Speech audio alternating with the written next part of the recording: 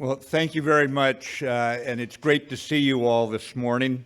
It's really heartening to see a turnout on this level for our scouts in the area, and plus it's just a great morning to be out and about in eastern Washington.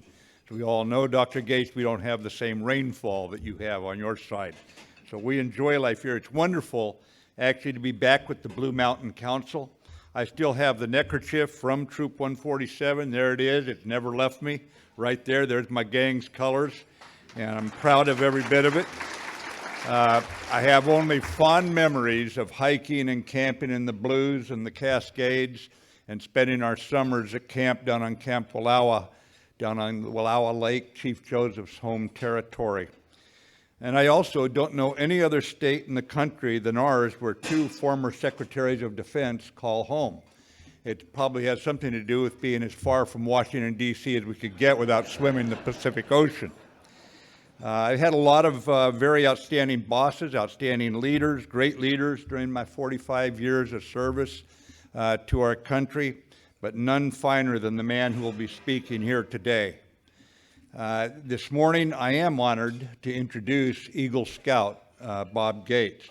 He's a man I'm proud to say I served under in defense of our great, big, wonderful experiment that we call America, upholding a Constitution that has proven remarkable in our democracy, the oldest experiment on earth of a government of the people, by the people, and for the people. And we should not forget, and I'm wearing the colors of the Ukrainian people, the valiant Ukrainian people who are fighting for democracy and freedom as we sit here this morning.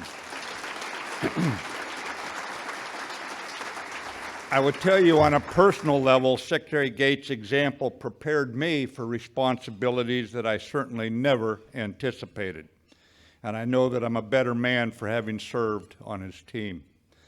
A month ago, as I was getting ready for this event, I looked in my computer's address book for Secretary Gates' address, needed to give him a call about something. Every time I get into a jam, I know who to give a call to.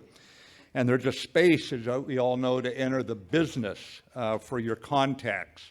And long ago, I listed Bob Gates' business with one word, and that one word was America.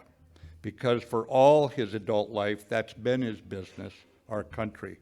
Our country with all its promise, our country with all its problems that he knows we can solve. And he gave his heart and soul to that country. And yet he has never played the martyr. He's always made it clear that our country was worth every ounce of devotion and competence that he committed to America's survival year in and year out, decade after decade. Yet it was his upbringing and the development of his stoic character that ensured he was always prepared when our country tapped him, as it did repeatedly, for crucial leadership at the apex of our government.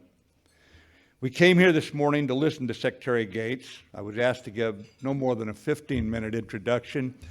I assured the person who gave me that advice that if they wanted to see me shot on this stage by Secretary Gates, I would give him a 15-minute introduction. But I will tell you, even keeping the introduction brief, rest assured that you'll be hearing from a man who always put country first. As a young man, he served first in our Air Force, and then he entered the CIA and he rose to lead that magnificent outfit. All this was before I met him when Dr. Gates was assigned to lead our military during wartime as the Secretary of Defense. Now, war, as we all know, scrapes the veneer off any man, leaving bare his character for his comrades and the world to see. Thrust into a job to which he never aspired, Secretary Gates' character was revealed and it stood the test, for his character was shaped in his youth by Scout values, the Scout motto, the Scout law, the Scout oath. Consistent with the Scout motto, he was prepared when the Senate confirmed him as President Bush's choice to lead the entire U.S. military, stepping into the job when we were heavily engaged in battle.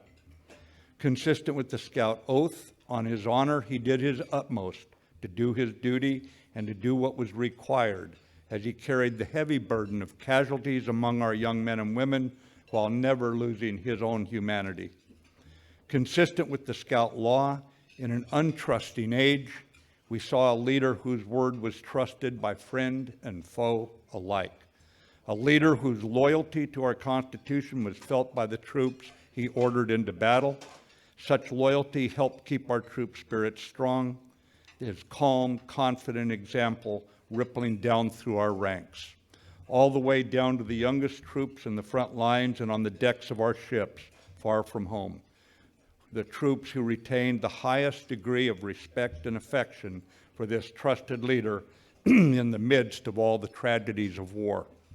A true Boy Scout through and through, his character stood those tests because he kept faith with our country's highest aspirations.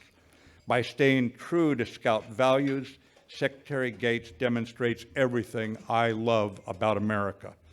He stands as a reminder there is nothing wrong about America that cannot be fixed by what is right about America. Ladies and gentlemen, please give Secretary Bob Gates, Eagle Scout and fellow Washington State citizen, a hearty Tri-Cities welcome.